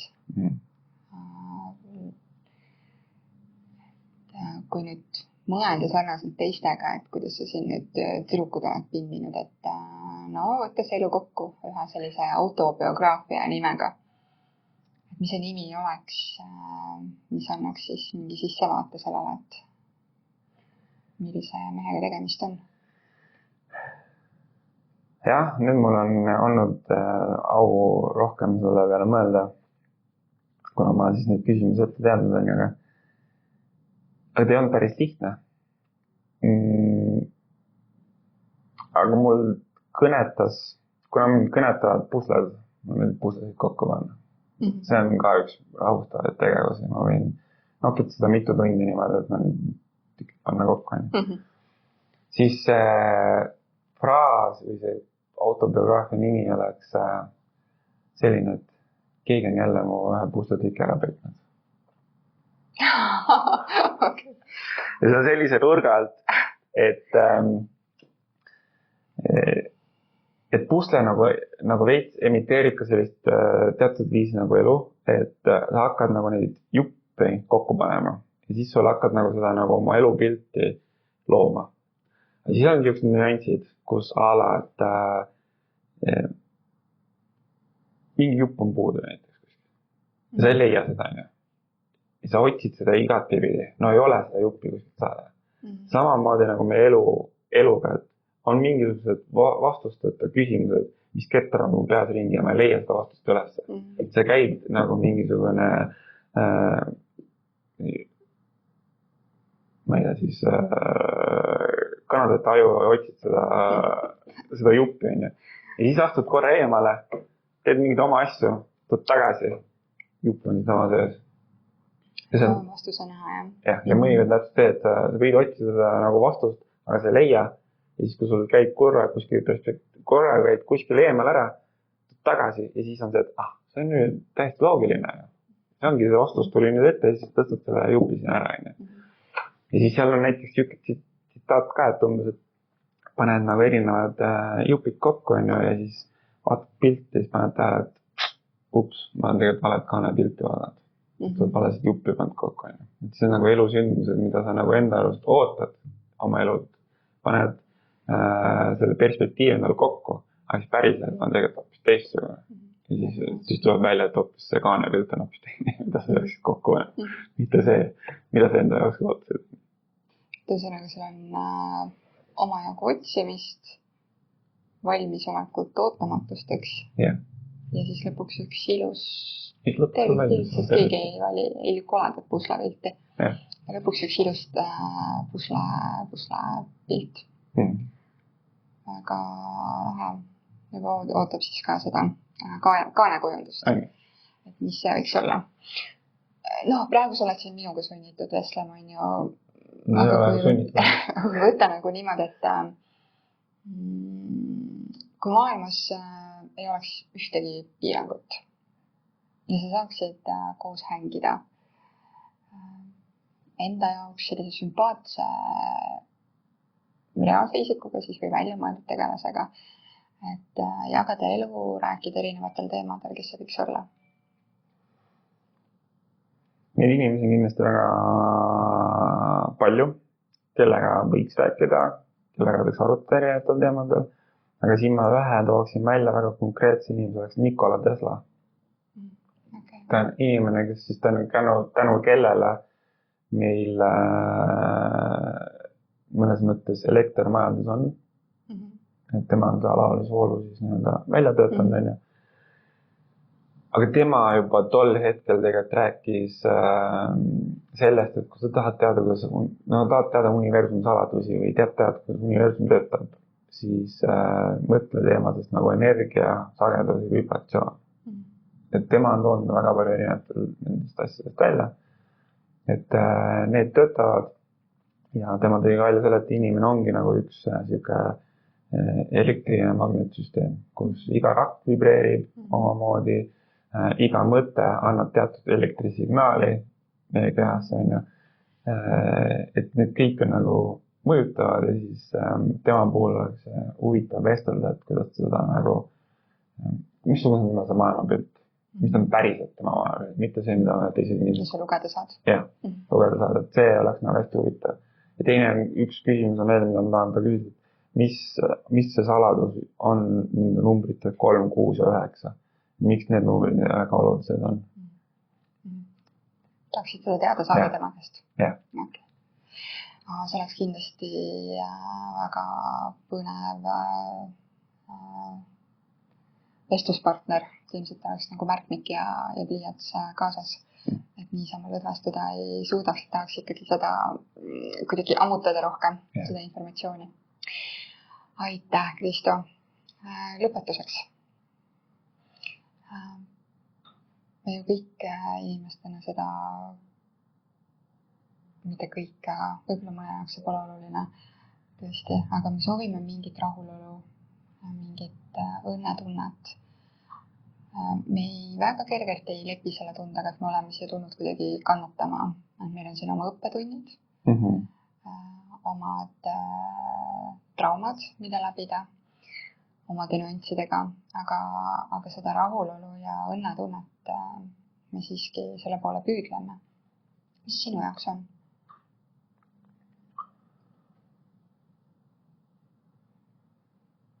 Suures pildis on usaldus. Usaldus enese ja selle elu vastu selle suunas. Et see annab sellise nagu see usaldus, et ma saan kõigega hakkama, mis vahet ole, mis ette mulle antakse ja samas me tegelikult see usaldus või see rahu tunne, et kokkuvõttes need asjad loksuvad paika. See usalduse tunne, et lõpuks läheb kõik nii nagu... Lõpuks läheb kõik kokku. Ja siis see rahu tunne... Pusle saab kokku, vaata. Niikuinii saab pusle kokku. Et rahu tunne, et sa tegelikult oled õigel teel ja sa elus asjad juhtuvad, aga mul see usaldus ja enesekindlus, et ma saan kõigega hakkama, vahetan, mis ette taastub. Sinuga kõik korras. Jah, et see on see nii-öelda. Rahu seisund on täpselt see, et võtadki asju rahulikult, ei ole vaja kiirustada, ei ole hüpata ühest asjast teise, vaid lihtsalt, et oled selles hetkes ja võtad selle vastu, mis hetkel on. On see? Jah. Väga ilus. Aitäh sulle, Kristo, jagamast erinevate nüanssidelt oma sisemaailma ja et meil oli võimalus sinuga siis lähemalt tuttavaks saada. Aitäh sulle, Angelik.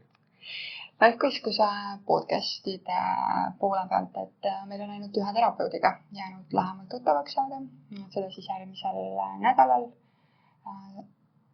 Ja sinu ilusad tavapärased mõtted, et aitäh teile eelkõige kuulamast ja huvi tundmast meie vastu. Ja kohtume peagi ja teie hoolitsege enda eest ja hoidke ennast. Näeme. Näeme.